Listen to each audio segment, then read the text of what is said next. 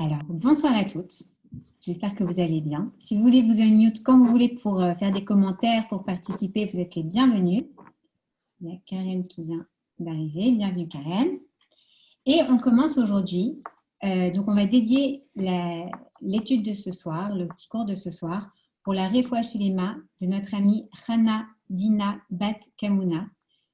C'est notre amie dont on vous a parlé avec Laura Frankfurter qui est malheureusement atteinte de la maladie d'un sein. Je vous souhaite une Refoua Shelema Bekarov. Merci à toutes celles qui ont participé pour lui permettre d'avoir ce traitement, parce qu'ici, les traitements sont très onéreux. Merci à toutes. Et on lui souhaite bien sûr une Refoua Shelema Bekarov. Alors, on va lire un petit Tehillim.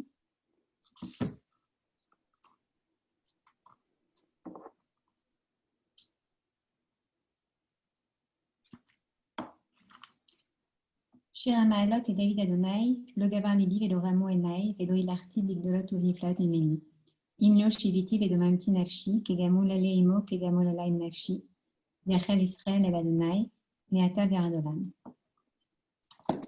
Alors aujourd'hui les filles, je vous propose qu'on reprenne la paracha en rose qu'on avait laissée de côté depuis un long moment. On a eu la chance l'année dernière d'avoir Rivka Fegelstock qui nous éclairait sur la paracha de la semaine. Qui nous éclairait sur la paracha de la semaine. Et cette année, si Dieu veut, on va reprendre les cours sur la paracha en rose. Alors, qu'est-ce que c'est la paracha en rose? C'est, on met des petites lunettes roses pour voir ce que la paracha peut nous apprendre sur nos vies aujourd'hui en tant que femmes juives modernes, comme ça, en 2021. Non, pas du tout, en 2020. La meuf qui a déjà envie de balayer l'année 2020. En 5781, ici à Miami. Alors, on se dit on sait tout ensemble que la Torah, elle nous apporte, c'est ce qu'on appelle une Torah de vie, elle nous apporte en fait un message qui n'est pas un message qui était pour nos ancêtres, j'allais dire nos ancêtres les Gaulois, aucun rapport, pour nos ancêtres, d'accord? C'est un message qui est un message vivant, qui vient nous éclairer chaque année différemment. Et donc, la manière dont on va le lire aujourd'hui, même si on l'a lu la paracha les années précédentes, eh bien, ça va être différent. OK? Excusez-moi, j'ai mis quelqu'un. OK. On sait aussi que la Torah apporte une importance extrême. Non, je n'ai pas trouvé. Je vous mute. On sait aussi que la Torah accorde énormément d'importance à chaque mot. Et donc, que si jamais elle utilise certains mots, eh bien, ça va être pour nous donner un message particulier. La Torah, on nous dit qu'elle nous a été donnée comme le blueprint, comme comment est-ce qu'on dit en français un blueprint? Aidez-moi. Comme la maquette, d'accord? Comme la map, la carte du monde, de l'univers et de toute l'histoire de l'humanité. Et donc, on va voir à quel point cette paracha de Bereshit, eh bien, elle va être hyper importante. Pourquoi? Parce que c'est les premiers mots de la Torah que la Torah communique avec nous. Et dans cette paracha, on va découvrir des secrets immenses sur énormément de sujets, notamment, bien évidemment, sur la création du monde, sur bienvenue à Johanna, bienvenue à Rita. Je vais vous demander, les filles qui viennent d'arriver, de vous mute, de vous rendre silencieux un instant. Hi. Et donc, qu'est-ce qu'on va apprendre? Eh bien, on va voir que dès la première alia, donc dès la première partie de la lecture de la Torah de cette semaine, qu'est-ce qu'on voit? On voit la création du monde en 6 jours. Okay? Donc, le premier jour, on va voir que Hachem a créé l'obscurité et la lumière. Vous connaissez cette fameuse phrase en français que la lumière soit et la lumière fut. Le deuxième jour qu'a fait Hachem, eh bien, la Torah nous dit qu'il a formé le ciel. Comment est-ce qu'il a formé le ciel? En séparant, donc en donnant des limites différentes aux eaux, donc aux eaux, E-A-U-X, non pas le zoo Z-O-O, d'accord? On va en parler tout à l'heure, mais pas tout de suite, attends un peu d'impatience. Et donc, il va séparer les eaux d'en bas des eaux d'en haut. Les eaux d'en haut vont devenir le ciel, ok? Et les eaux en bas vont devenir la mer et les océans. D'ailleurs, on voit comment est-ce qu'on dit ciel en hébreu, Shamaim. et on retrouve le mot Maïm qui veut dire les eaux dans le nom du ciel. Okay? Le troisième jour, que va faire Hachem? Il va encore une fois délimiter, donner des frontières, des limites, cette fois-ci à la terre, d'accord, par rapport aux eaux. Donc, il va délimiter le territoire qui va appartenir à la terre, d'accord, et les autres aux mers et aux océans. Il va également créer en potentiel toute forme de végétation. Okay? Je dis en potentiel parce qu'en fait, ils vont être créés, celles qui ont suivi les précédents cours le savent, mais sous la terre. Et on va attendre, il va falloir que Adam Arishon soit créé, on va le voir, pour que cette végétation prenne vie, on va voir pourquoi. Qu'est-ce qui s'est passé ensuite, le quatrième jour? Eh bien, Hachem a encore une fois délimité des espaces, d'accord? Qu'est-ce qu'il a fait? Il a fixé un endroit pour le soleil, il a fixé un endroit pour la lune et il a fixé un endroit pour chaque astre, pour chaque étoile, pour chaque autre planète, d'accord? Le cinquième jour, Hachem a fait très plaisir aux Tunisiens, il a créé les poissons. 555. Okay. Et qu'est-ce qu'il a fait? Il a créé les poissons, mais également les oiseaux et les reptiles, avec notre fameux serpent qu'on retrouvera dans un épisode très, très prochain. Et enfin, le sixième jour, d'ailleurs on verra que le sixième jour est très important parce qu'on dit toujours Yom Rishon, Yom Sheni, Yom Shlishi, mais on dit quoi? Yom HaShishi. La Torah nous dit Yom HaShishi. Pourquoi? Parce que le He, il montre à quel point c'est le sixième jour. Waouh, c'est vraiment un jour très spécial. Et pourquoi c'est un jour très spécial? Parce que Hachem a créé tous les animaux qui sont sur la terre. D'accord? Quand je parle de la Terre, je ne parle pas de la planète Terre, mais de la Terre, de the ground. D'accord? Et également, il a créé Adam Arishon. Et à ce moment-là, on rentre dans la deuxième Aliyah, donc la deuxième lecture de cette paracha, qui vient nous donner des détails croustillants sur le sixième jour, sur ce fameux Yom HaShishi. D'accord? C'est tellement important d'ailleurs que quand on ouvre Shabbat, vous connaissez toutes, Yom HaShishi, Vaycholu Hashemein Ve'arim. Vous vous souvenez? D'accord? Donc, qu'est-ce qu'on fait quand on fait le Kiddush? On parle justement de Yom HaShishi. Donc, que s'est-il passé le sixième jour? Et bien, on va voir un petit peu de détails croustillants. Là, je suis toujours dans le moment où je vous raconte un petit peu ce qui se passe dans cette paracha. Adam Arishon, comment est-ce qu'il a été créé? Eh bien, la Torah nous raconte que Hachem avait donc délimité et donné un territoire à la terre. Ok? Et qu'est-ce qu'il a fait, Hachem? Il a été prendre de la terre, donc de l'argile, entre guillemets, de la terre, le matériau, des quatre coins du globe. D'accord? On nous explique aussi pourquoi est-ce que Hachem a créé Adam et Rishon avec de la terre appartenant aux quatre coins du globe, pour que il y a de la terre de couleur jaune, de la terre de couleur rouge, de la terre de couleur verte. Pourquoi?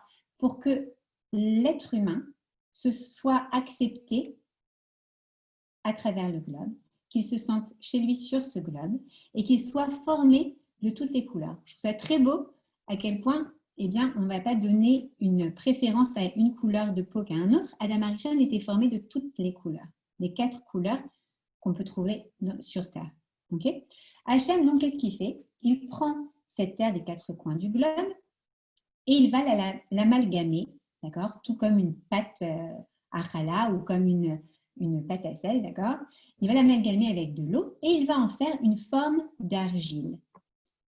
Il va en faire un homme d'argile, d'accord? Cet homme, donc, qui est Adam Arishon mais qui n'est pas encore vivant, eh bien, qu'est-ce qu'il va en faire? Il va lui insuffler dans les narines un souffle de vie, Nishmat Chaim, qui va venir remplir le corps d'argile de cet être, Adam Arishon, et lui donner vie. Alors, il y a quelque chose de très intéressant parce que lorsqu'Hachem crée Adam Arishon, eh bien, il le crée seul. D'accord? C'est quelque chose de très intéressant. Pourquoi? Il le crée seul et un des Midrashim nous dit qu'il le crée androgyne.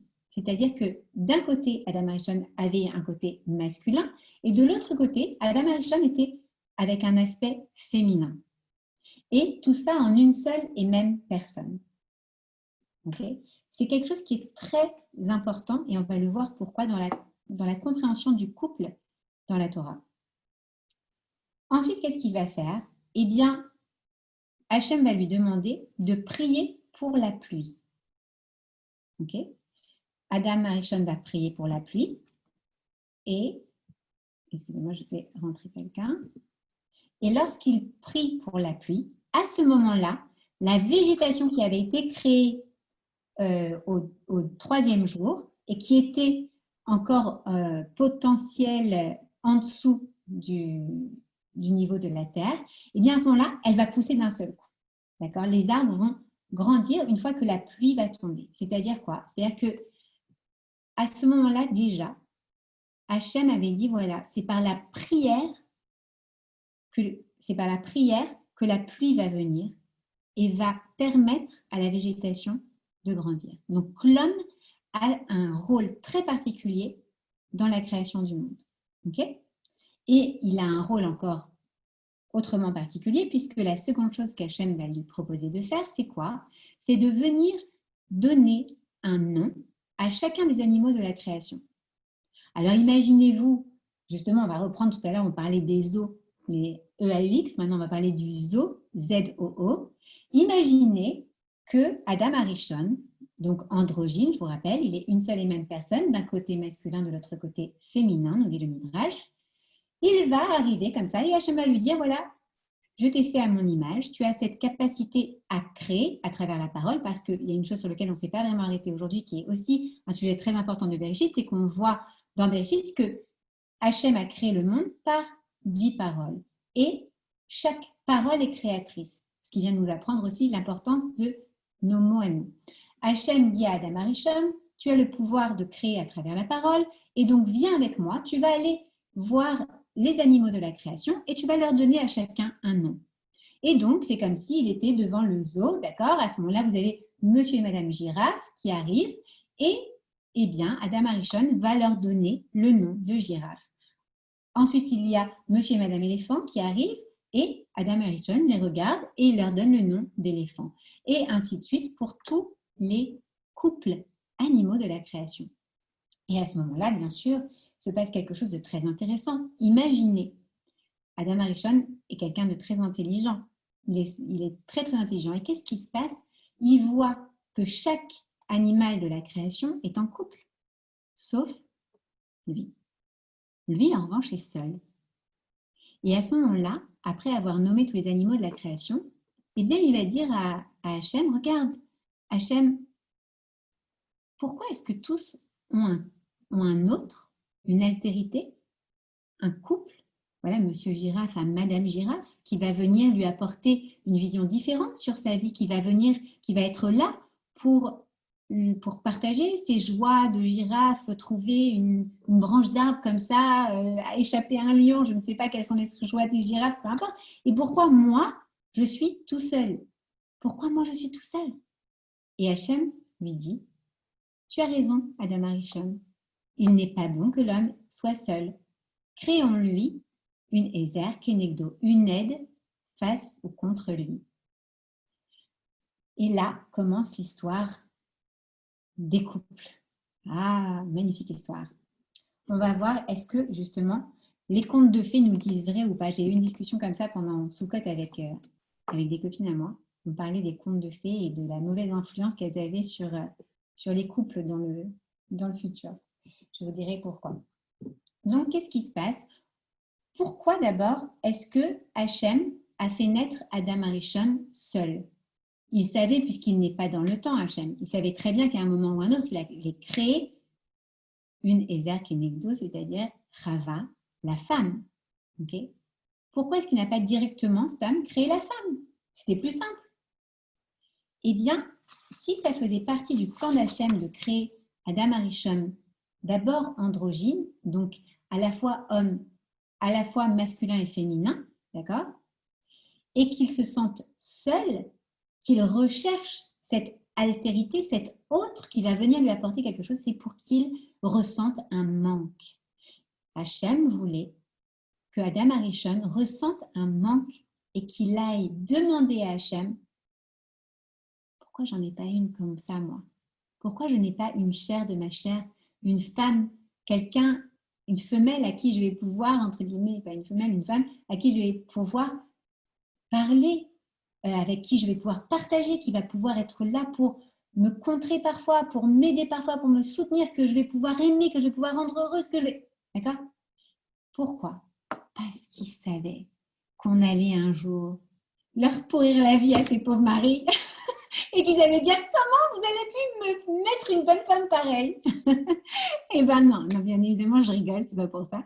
Mais c'est parce que il voulait que Adam Arishon, eh bien, ait ce besoin d'altérité et ce manque en lui. Et quand on a un manque, qu'est-ce qu'on veut faire? On veut le combler. D'accord? Donc, il voulait qu'ils comprennent qu'un couple d'êtres humains, contrairement à un couple d'animaux, vient d'une même source. À la base, ils sont une unité, une même âme, une même source. Ils sont un être androgyne, comme une entité, une complétude.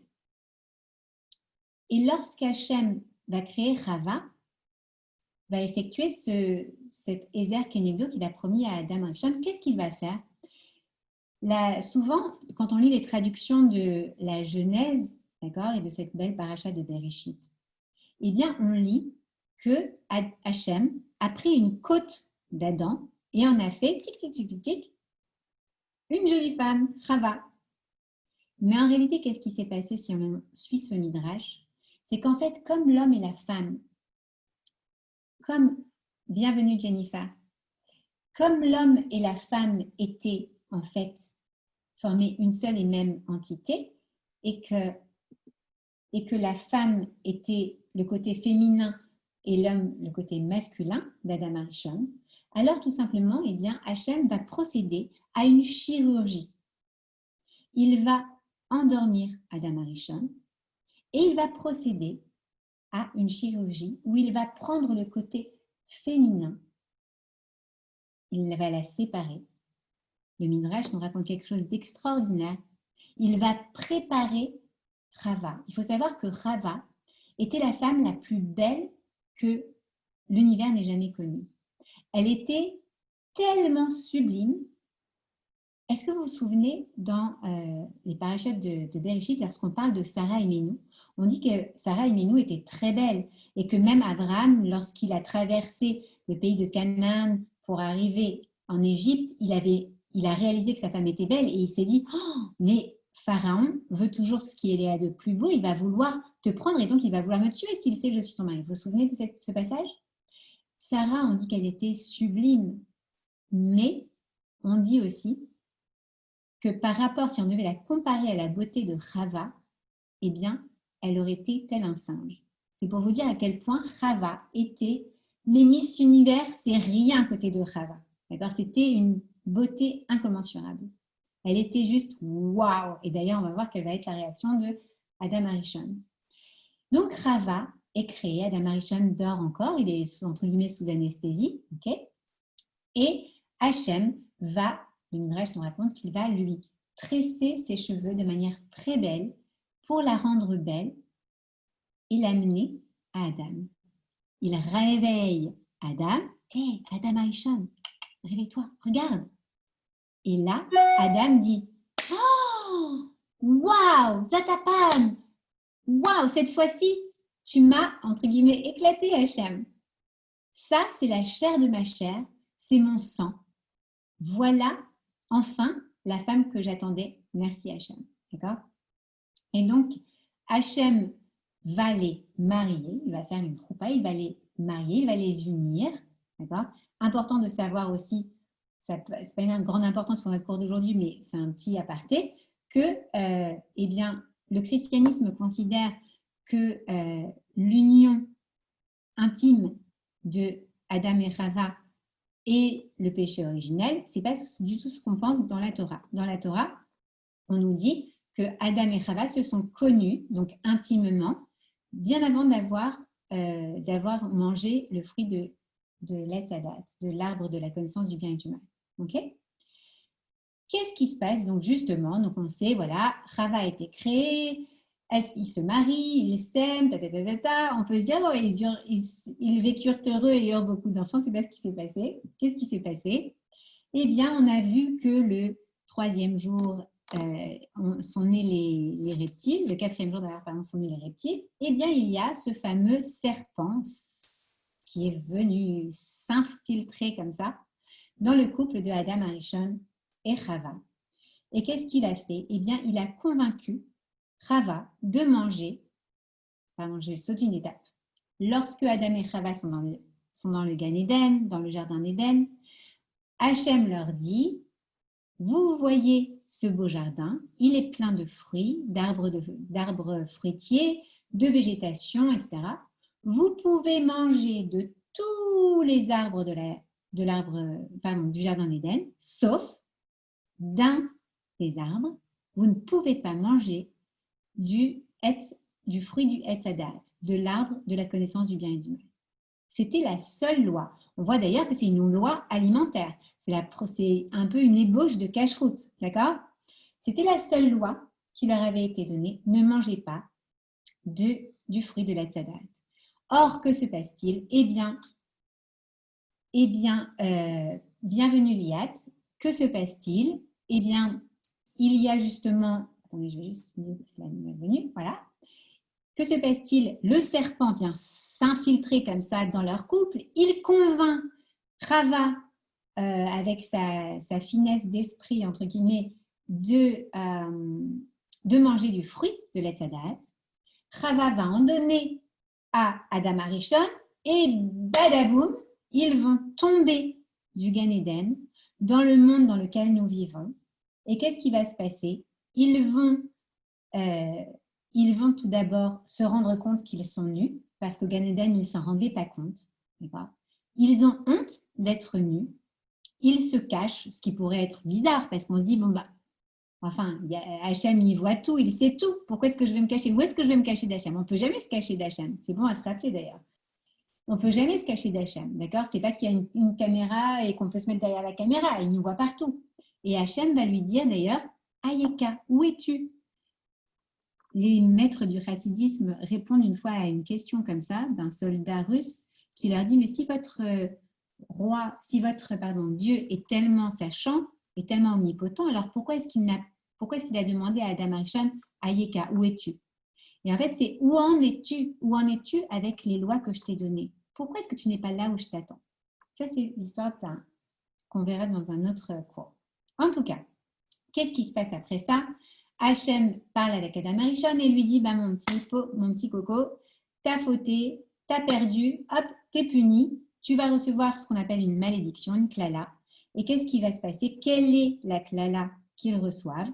Eh bien, dans ce monde-ci, mon petit Adam Arishon, donc pour tous les hommes, d'accord, eh bien, ils devront gagner leur pain à la sueur de leur front, d'accord, et nous, pauvres femmes, eh bien, nous recevons la klala de devoir enfanter dans la douleur, dans la souffrance, et de devoir, il y a une femme enceinte, donc grâce à Dieu, entre-temps, il y a l'épidurale, qui est formidable, et de devoir aussi souffrir dans l'éducation de nos enfants. OK? Et donc, on n'est pas du tout dans les contes de fées, on est d'accord? Non seulement ils ne vécurent pas heureux, il y a eu beaucoup d'enfants, mais en plus, les enfants qu'ils ont eu, ils se sont entretués. Donc, on est vraiment loin des contes de fées de Walt Disney, d'accord? Mais pourtant, on va tirer des leçons extraordinaires et des leçons réelles, contrairement aux contes de fées. On va tirer des leçons de notre couple d'Adam et Chava.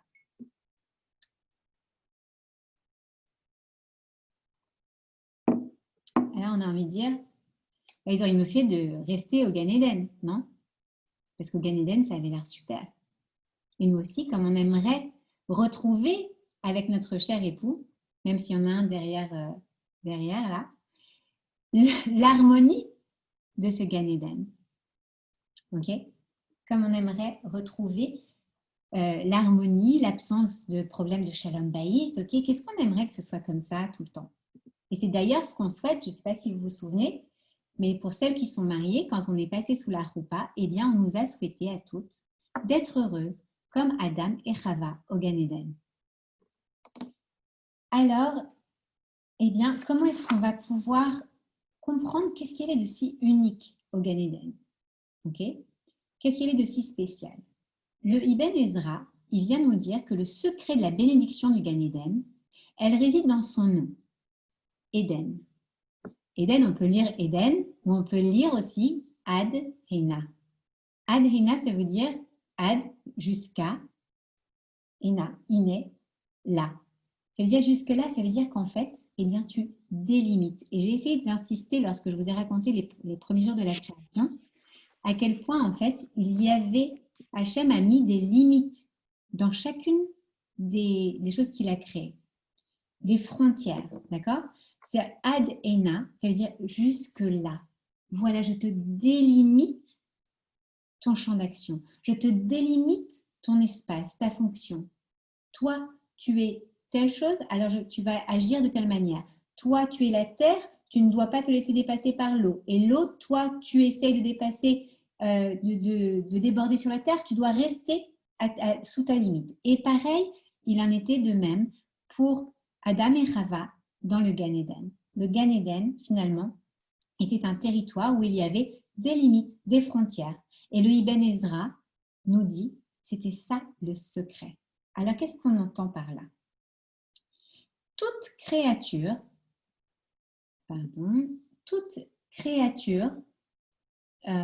j'essaie juste de voir où est-ce qu'est passé Gigi. Bonjour Gigi, hop, je te mute.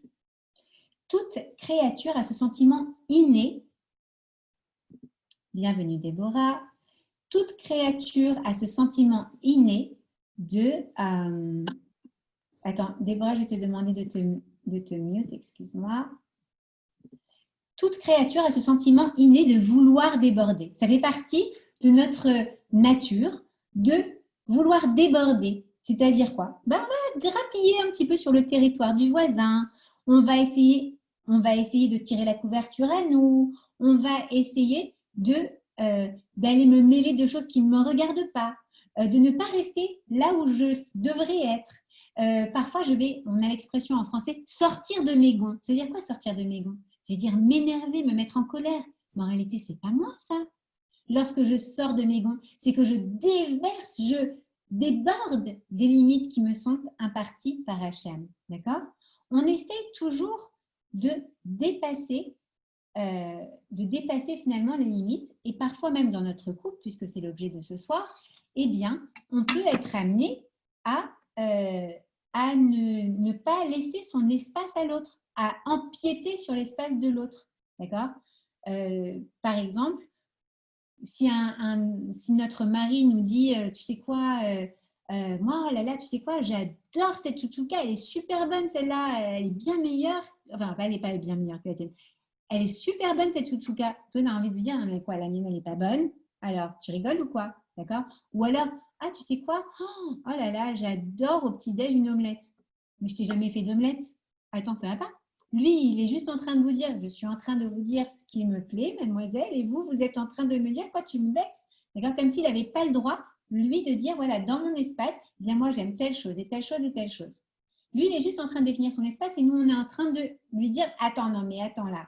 Si toi, tu me dis ça, c'est comme si ça me mangeait mon espace à moi. On déborde sur son territoire à lui, d'accord? Ou alors, par exemple, vous êtes à une soirée, bon, en ce moment, c'est très limité, d'accord? Mais avant le confinement, ou alors pendant Sukkot, on s'est tous un petit peu lâchés. Qu'est-ce qui s'est passé? Eh bien, par exemple, si quelqu'un s'adresse à votre mari et qui lui dit, dis-moi, je ne sais pas, on va l'appeler Moshe, dis-moi Moshe, t'es né en quelle année toi? Et que là, d'un seul coup, vous interrompez la conversation pour dire, ah, il est né en 1977. Donc, vous n'avez rien demandé, en fait. Interrompre son mari pour répondre à sa place, c'est aussi empiéter sur le territoire de son mari. On a souvent naturellement envie de déborder. Je ne suis pas en train de me critiquer, je dis juste, on est toutes comme ça. On est toutes les créatures terrestres, eh bien, on a, et vivantes ou non vivantes, puisqu'on nous dit que même la Lune voulait prendre de l'espace du Soleil, etc. Hachem nous a donné des limites et nous, de manière innée, eh bien, on a envie de déborder et d'aller au-delà de ses limites. Ce n'est pas facile du tout. Le Gan Eden, Ad Eina. Jusque-là, jusqu'ici, voilà où se limite ta place, ma fille. Voilà, mon cher Adam, et voilà toi, ma chère Chava, où se limitent vos espaces. Et vous êtes totalement complémentaires, on l'a vu, puisque vous faisiez que un jusqu'à présent. Donc, vous avez chacun votre espace et vous vous complétez parfaitement. Parfaitement.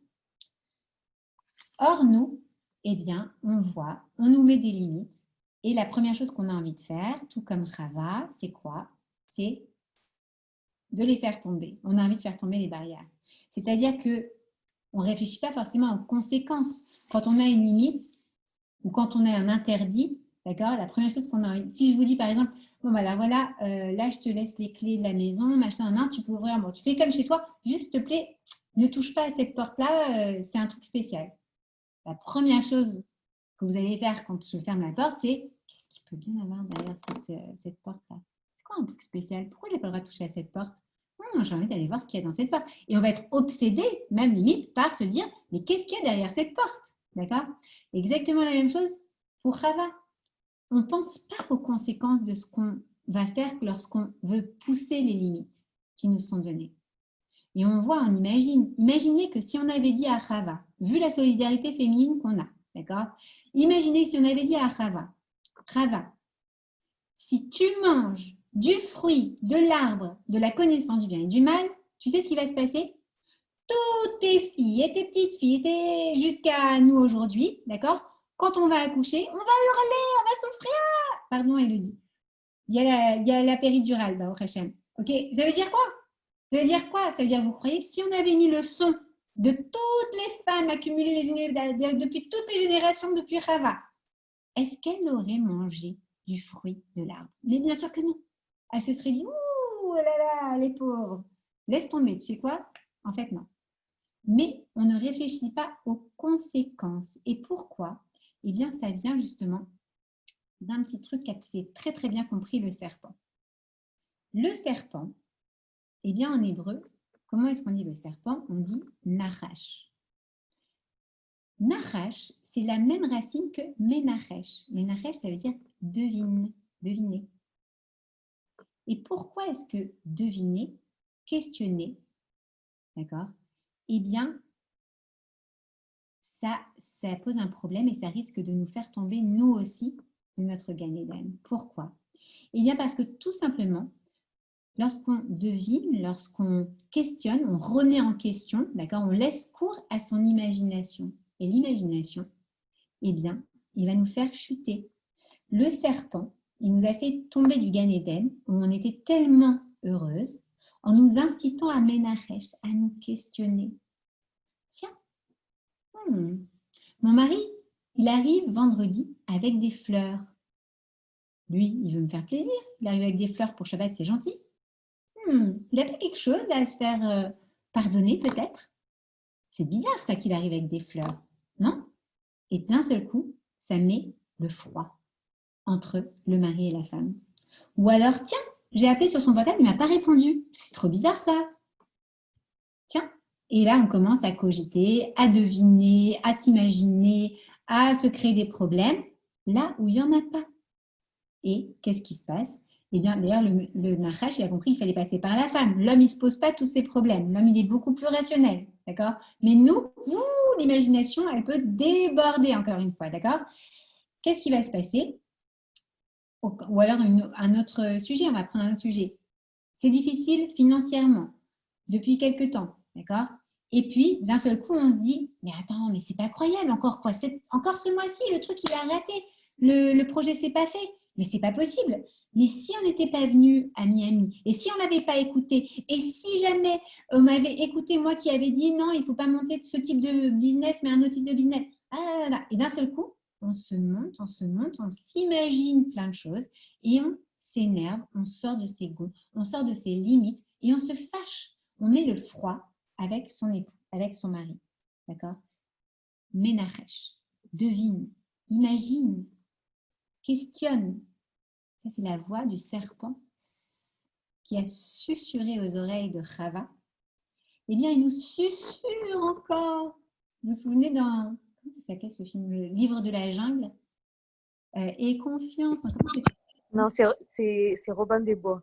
Robin des Ah Bois. non, le livre de la jungle, le Ah oui, grand tu as raison, serpent. Là. tu as raison, dans Robin des Bois, il fait comme ça, Votre Majesté. Bon. Mais en tout cas, dans le Livre de la jungle, il a ses yeux qui tournent comme ça. Bon, bref, le serpent, il sait très très bien par où passer, d'accord, pour jouer sur l'imagination débordante des femmes et pour nous dire, devine, tu sais quoi? Ah, ton mari, eh bien, tu dois douter de lui. Tu dois le mettre en question. D'accord? Et qu'est-ce qu'il fait? Il brise notre harmonie, notre shlemut. C'est quoi la shlemut? Ça vient du mot shalem. Ça ressemble à shalom. Shalem, la complétude, être entier. Vous vous souvenez cette androgyne d'Adam Arishon que nous étions au départ. Et qu'est-ce qu'il fait? Il nous fait lui aussi souffrir. Il nous fait être punis, être de nouveau dans la souffrance. D'accord? Parce que peu importe en fait, souvent on se dispute avec nos maris parce qu'on veut montrer qu'on a raison. C'est vrai ou pas? On se dit, mais en fait, c'est bête, mais pourquoi est-ce que je vais rentrer dans cette conversation? Et pourtant, ça nous titille, on sent le et si il croit que je n'ai pas raison, d'accord? En fait, pas, on n'a pas besoin de prouver qu'on a raison. C'est une évidence, on a raison. Alors maintenant qu'on sait qu'on a raison, on n'a plus besoin de le prouver. Donc, qu'est-ce qu'on va faire? On va se focaliser sur un autre objectif. Notre objectif en tant que femme n'est pas de montrer qu'on a raison. Notre objectif en tant que femme et en tant que mari, c'est quoi? De se connecter l'un à l'autre. De retrouver cette shlemut, cette complétude, cette entité, cette unité qu'on a perdue à cause de la faute originelle. D'accord? Donc, à cause de ces doutes, à cause de ces petites choses qui nous viennent à l'esprit et qui nous ruinent notre harmonie. Donc, notre objectif, en fait, dans notre couple, c'est donc de se connecter. D'accord? C'est pas de se dire, quoi? Il m'a fait ça? Ah ben alors là, il va voir la prochaine fois. D'accord?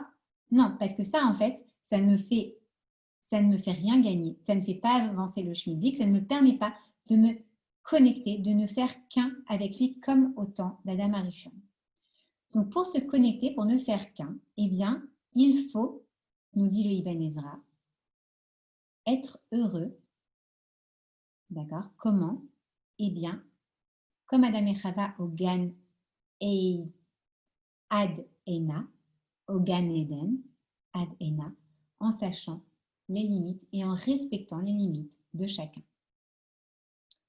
Alors, on va me dire, ouais, bon, t'es sympa, Esther, avec tes histoires, mais ça veut dire quoi? Ça veut dire que je vais vivre toujours avec des limites, dans la modération, dans la retenue, je ne vais jamais me lâcher. C'est pas possible, c'est pas possible. Je ne peux pas aimer être toujours dans la retenue, c'est pas possible. On est des femmes, on aime parfois exploser, on a besoin de déborder, on ne peut pas être tout le temps comme ça. Mais grâce à Dieu, Hachem, qu'est-ce qui se passe? Hachem a créé un monde où il y a des règles et il y a toujours ensuite l'exception à la règle. Quelle est cette exception? Lorsqu'on regarde le Gan Eden, en effet, c'était un monde très ordonné. Il y avait un seder pour chaque chose, un ordre pour chaque chose. D'accord? Sauf 4 choses qui n'étaient pas limitées, qui n'étaient pas ordonnées dans ce monde-là. Il y avait 4 choses qui débordaient au-delà du Gan Eden. Et qu'est-ce que c'était? C'était des fleuves. Ces fleuves, on ne parlera pas du mikvé aujourd'hui, mais un jour, si vous voulez, on en parlera. Les eaux du mikvé tombent de ces eaux du Gan Eden, de ces fleuves qui débordent au-delà du Gan Eden. Alors, bien sûr que pour être heureux, il faut être dans l'ad eina, dans cette limitation, mais sauf pour 4 exceptions, et c'est ce qu'on va voir là. En fait, eh bien, ces 4 fleuves ont chacun un nom. Le premier s'appelait Pishon, ensuite on a Giron, Hidekel et Perat. Et le Ben Ishraï vient nous enseigner quelque chose d'extraordinaire, que chaque fleuve et chaque nom de fleuve nous dévoile un secret. Un secret sur justement ces fameuses exceptions. Ces moments où, ah ben là, il faut encore donner, il faut déverser au-delà des limites, ne pas se limiter dans ça. Et qu'est-ce que c'est? Donc, Pishon, c'est le premier. Pishon, qui a la même racine que Pacha, qui veut dire ajouter, accroître. Et ça, on nous dit le Ben Ishraï, c'est une allusion au chesed. Alors, parfois, on a tendance à se dire, bon, bah, attends, ça va, et oh, j'ai assez donné, d'accord? Ça fait des années que je m'occupe de lui, ça fait des années que je lui donne à elle des choses, que je m'occupe d'elle, etc. Tu sais quoi? Il est temps qu'elle vole de ses propres ailes. Eh bien non, la Torah nous dit, tu sais quoi? Quand on parle de chesed, ne te limite pas. Vas-y, encore une soupe pour cette dame qui est malade. Cuisine encore une petite soupe. Qu'est-ce que ça va faire? Tu vas rajouter un peu d'eau dans ta soupe d'aujourd'hui, tu vas lui apporter. Elle, ça va la réjouir. Allez, vas-y. Encore un coup de fil pour cette dame qui est seule, qui n'a personne avec qui parler. Ne te limite pas. Tu es fatigué, tu n'as pas envie de parler, tu as les enfants qui sont à la maison. C'est pas grave. Tu sais quoi? Prends sur toi, va au-delà de tes limites. Repousse les limites. Tu penses que c'est limité? Ce n'est pas limité. Dans le chesed, ne te limite pas. Encore un sourire pour égayer la vie de quelqu'un. Tu me diras, ouais, ben derrière le masque, c'est quand même pas très facile. Ça, c'est vrai. Mais il faut mettre le masque comme ça et avoir des joues qui sourient ou des yeux qui sourient comme ça. Ok? Ensuite, on a quoi? On a le fleuve qui s'appelait Giron. Giron, c'est quoi? Ça vient de Garon, qui est cette partie qui traîne par terre chez les reptiles. Et donc, notamment, vous voyez cette gorge pour ça. Nous, on a des modèles ici de reptiles préhistoriques quasiment, d'accord, avec tous ces iguanas qu'on a un peu partout. Donc, c'est facile d'imaginer le Garon, ok, cette gorge qui s'écrase comme ça contre le sol, ok. Garon, c'est quoi? La gorge. La gorge, c'est quoi? Eh bien, cette partie profonde de notre bouche, c'est quoi? C'est lorsque l'on parle avec son cœur, du plus profond de son cœur, lorsqu'on prie du plus profond de son cœur, lorsqu'on n'en peut plus parce qu'on a prié pendant des années. Ça fait des années qu'elle prie pour son khatan, pour qu'Hachem lui envoie son khatan. Elle n'en peut plus, elle en a marre, elle ne veut plus prier. Et la Torah lui dit, ma fille, encore une prière. Vas-y, va au-delà de tes limites. Va au-delà de ce que tu penses être ta frontière. Tu peux y aller, tu peux y arriver. Encore une prière, on ne sait jamais. Quand on a un trousseau de clés, qu'on ne sait pas quelle clé ouvre la porte, pourquoi tu ne vas pas essayer toutes les clés? Essaye, tu ne sais pas quelle clé peut ouvrir la porte. On nous raconte dans Vaïtranan que Moshe Rabbeinu a prié 515 fois pour entrer en Eretz Israël. Et Hachem lui a demandé de s'arrêter parce que s'il avait prié même une seule fois supplémentaire, il n'aurait pas pu lui refuser son entrée en Eretz Israël. Et pourtant, Moshe Rabbeinu ne pouvait pas rentrer en Eretz Israël. Bonjour Janine, ça fait plaisir de te voir. J'étais à la... Et qu'est-ce qui... Pardon, excuse-moi, je t'ai interrompu. Et qu'est-ce qui se passe? Encore une prière. Encore, ne limite pas, ne te limite pas dans tes prières, peu importe ce que c'est, peu importe si les docteurs disent « Ah, il n'y a plus d'espoir ». Quel? Il n'y a plus d'espoir. C'est Hachem qui est le reflet de tout le monde. C'est lui qui peut nous apporter la réfoua. C'est lui vers qui on doit se tourner. Prie encore. Prie encore. Ne te limite pas dans ta prière. Chidekel. Alors là, le Ben Ishraï nous dit Chidekel contient les mots chad, qui veut dire lisse, tranchant, lisse, et kal, qui veut dire facile. Et il nous dit ça se réfère au pardon, au fait de pardonner. Pourquoi?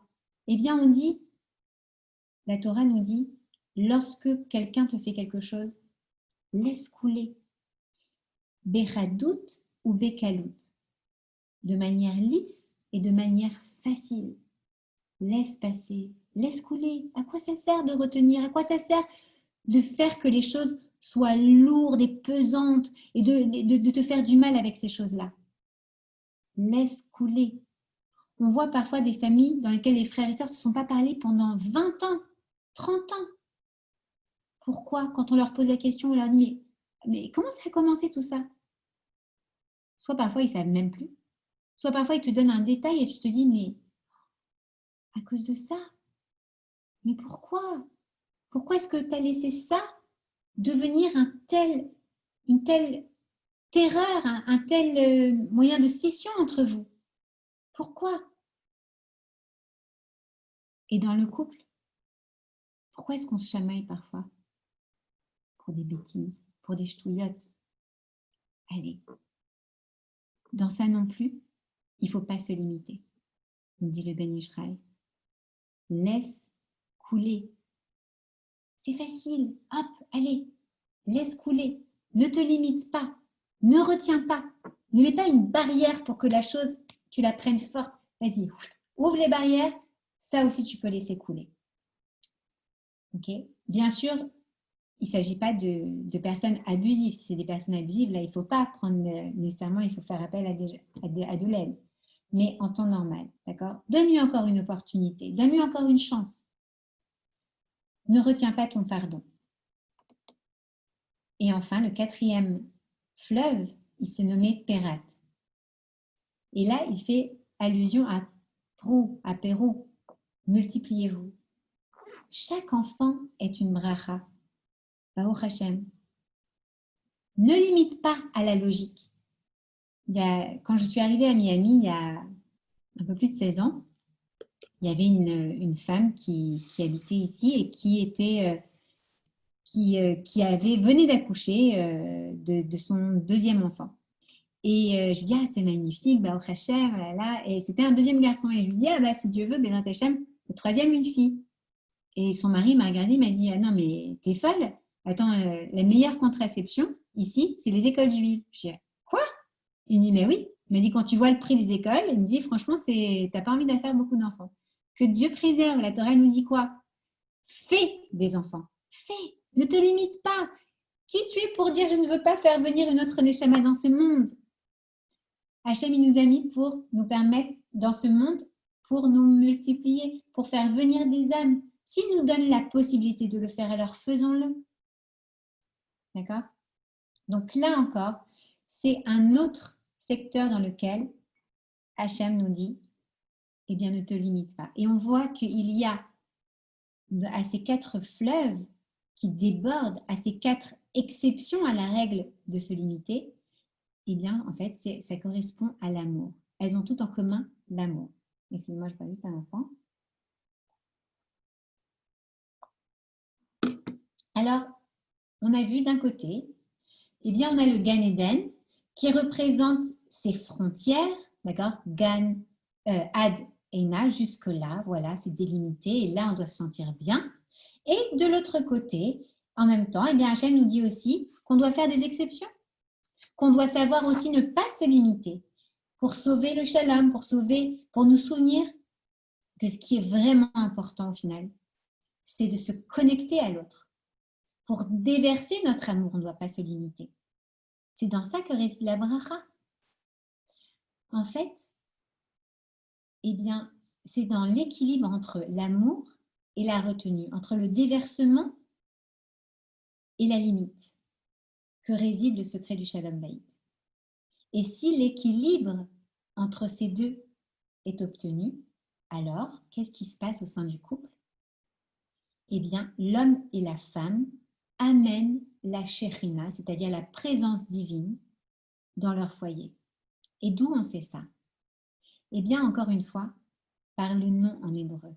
Comment est-ce qu'on dit un homme en hébreu? Ish. Aleph, Yud, Shin. Et si je rajoute le He, je rappelle que le Yud et le He sont 2 lettres du nom d'Hachem. Si je rajoute le He, j'ai Isha, la femme. Et qu'est-ce qui se passe si j'enlève la lettre d'Hachem, si j'enlève le Yud de Ish? J'ai le feu, Esh. Ça veut dire quoi? Ça veut dire que dans le couple, on peut choisir de faire entrer la Shrina, de faire entrer Hachem, et on a l'équilibre entre l'homme et la femme. Ou alors, on peut décider de faire partir Hachem, d'enlever le Yud, et là, on est la proie des flammes, de Esh, de la colère, de la méchanceté. D'accord? Mais alors, on a envie de savoir, ok, ça fait du sens, tout ce qu'on vient de dire jusqu'à présent. Ça fait du sens, vous êtes d'accord? Mais si c'est vraiment ce que veut Hachem, le Shalom Bayit et cet équilibre entre l'amour et la limite, entre le déversement et la retenue, alors pourquoi est-ce que c'est pas plus facile? Pourquoi est-ce qu'il n'a pas fait que ce soit plus facile? Pourquoi est-ce qu'il faut qu'on se batte comme ça contre nos propres traits de caractère, contre les traits de caractère de son mari? Pourquoi est-ce que c'est tellement compliqué? D'accord? Et bien là encore, on voit une leçon dans Bereshit. C'est quoi? C'est qu'on se souvient, qu'est-ce qui s'est passé après qu'Adam Arishon et Chava aient mangé du fruit de l'Etz Hadat, du fruit de l'arbre de la connaissance du bien et du mal? Eh bien, ils ont été maudits. Vous vous souvenez? Ils ont reçu la klala. L'homme a reçu la klala de quoi? De devoir travailler à la sueur de son front pour subvenir à ses besoins. Et la femme, elle, de souffrir en enfantant et en éduquant ses enfants. Alors en fait, ces deux clalades, ces deux punitions, entre guillemets, d'accord, pour ne pas dire malédiction, elles nous poursuivent depuis des générations. D'accord, ça fait des générations que c'est comme ça et c'est encore comme ça aujourd'hui, jusqu'à la fin des temps, paraît-il. Et ça, on croit que c'est les pires malédictions qu'on pouvait avoir. Et en réalité, on a tort. Vous savez pourquoi?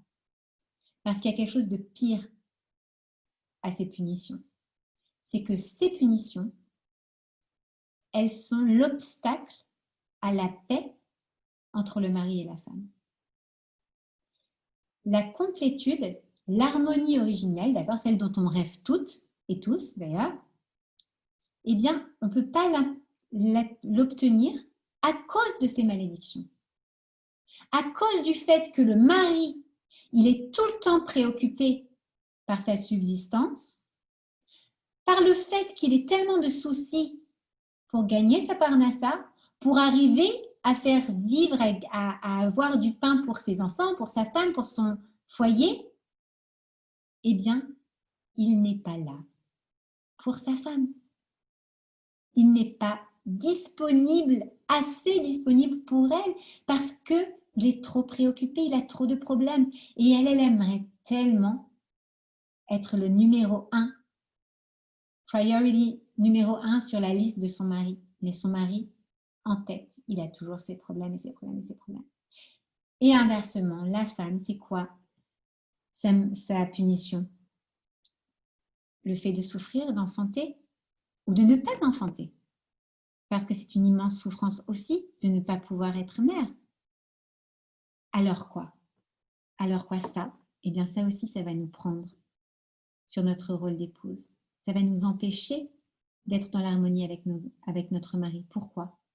Parce que si je suis tellement triste de ne pouvoir avoir d'enfants, parce que si je suis tellement préoccupée des enfants qui me causent du souci, si je suis tellement préoccupée de ne pas arriver à être totalement soit une bonne mère, soit aller au travail et à la maison comme j'aimerais que ce soit, d'accord?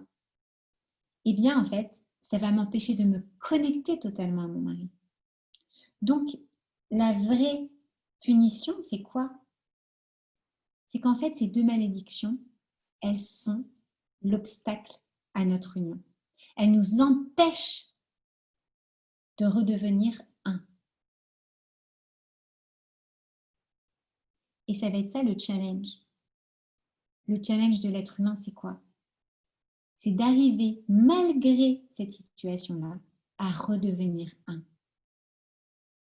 Alors vous me direz, ah, ce serait pas mal. Parfois, on peut y arriver. Sincèrement, il y a des fois, on peut arriver, on se dit, bon allez, on part en amoureux tous les deux, d'accord? On coupe les téléphones, on ne parle pas des enfants, on ne parle pas du travail.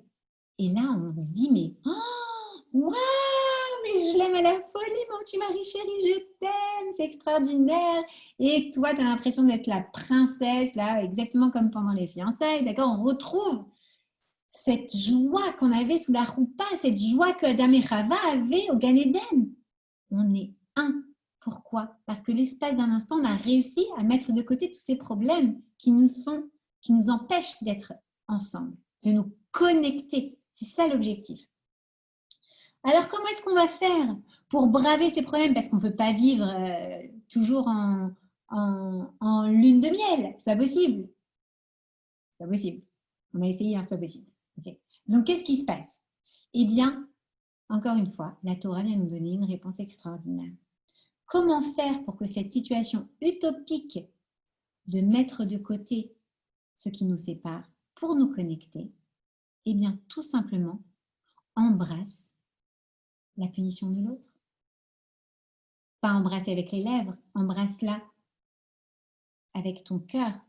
C'est-à-dire, eh bien, que la punition de l'autre, elle devienne tienne.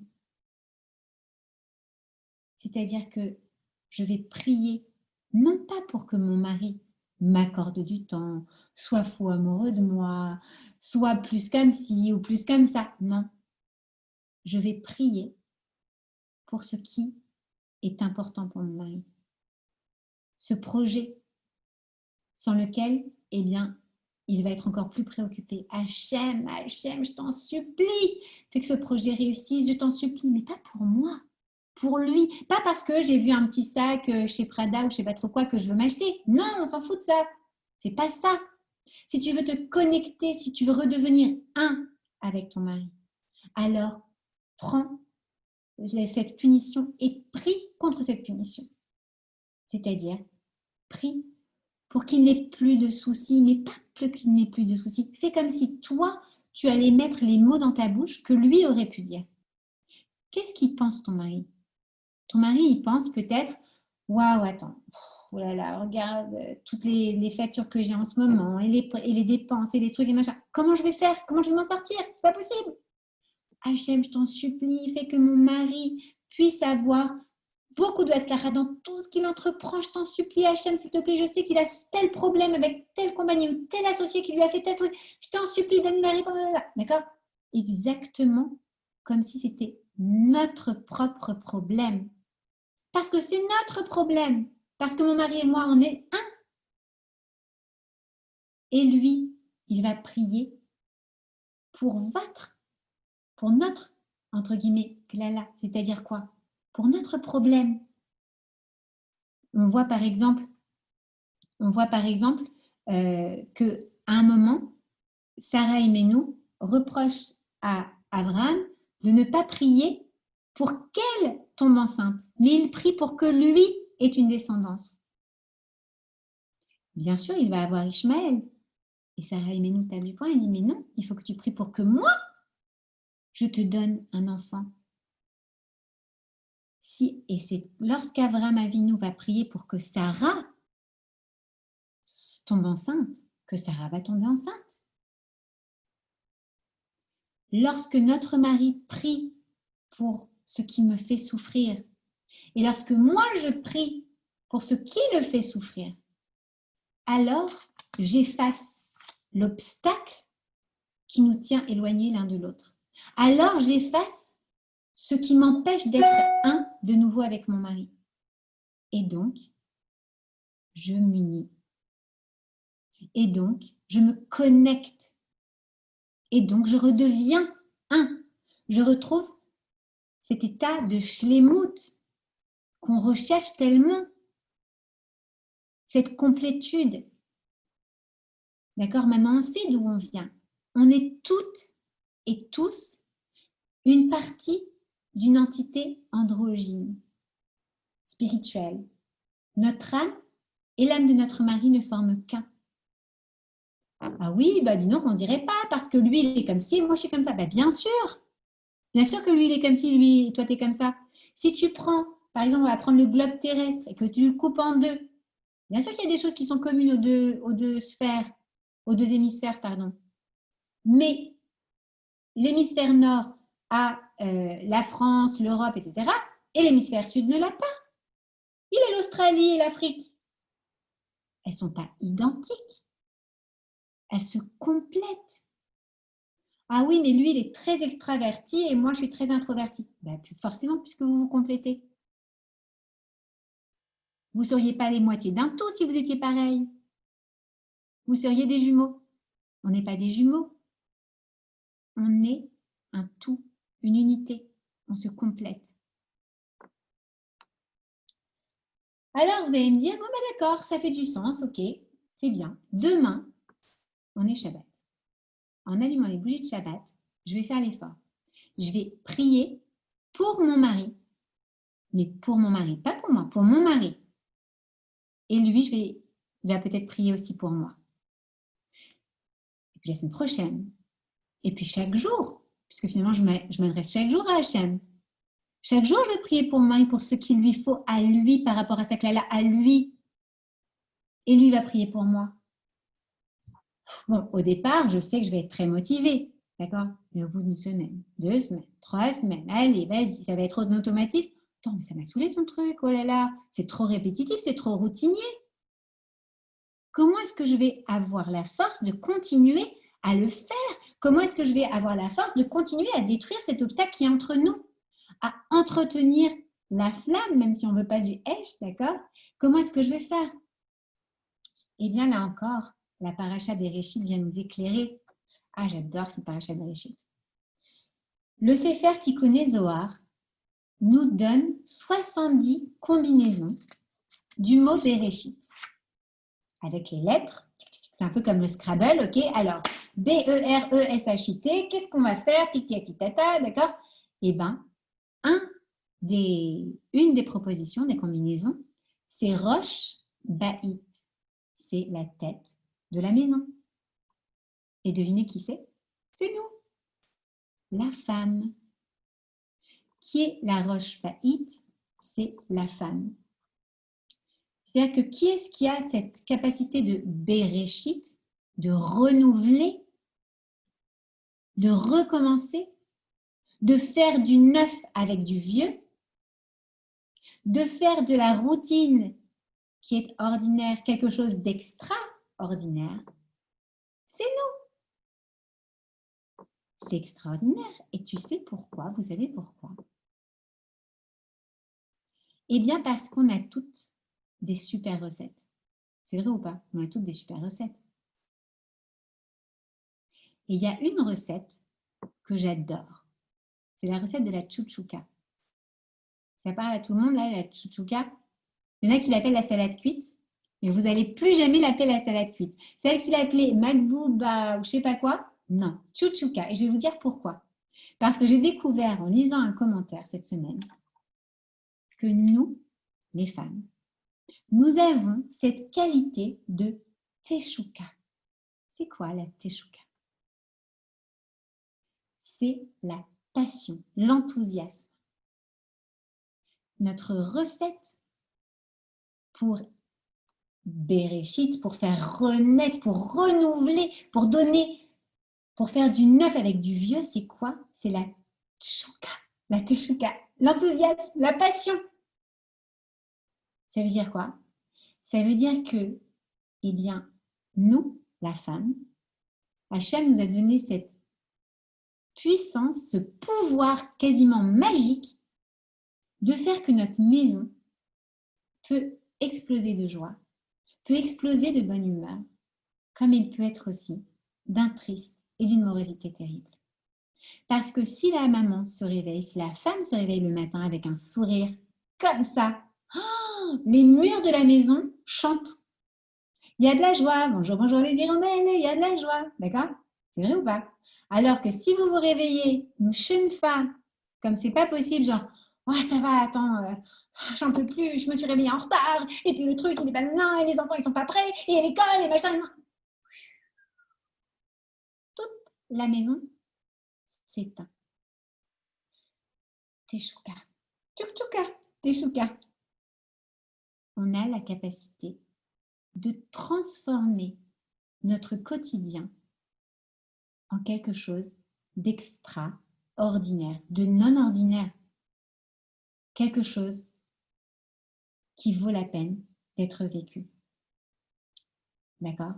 Alors, comment est-ce que je peux atteindre le Shalom Bayit, faire de ma maison un Gan Eden? Eh bien, en mettant de l'enthousiasme dans mon quotidien pour briser les obstacles qui nous empêchent de nous connecter à nos maris. Voilà, mesdames, c'est la fin de la paracha en rose pour aujourd'hui. Et j'espère que On se retrouvera la semaine prochaine, Bezrat Hashem, pour une autre paracha en rose. Je ne sais pas si ce sera le soir ou en journée, mais j'espère que vous serez avec nous, Bezrat Hashem. Est-ce que vous avez des questions? Vous voulez qu'on discute? Vous avez des commentaires? Merci beaucoup, Esther, c'était top. Esther, c'était super.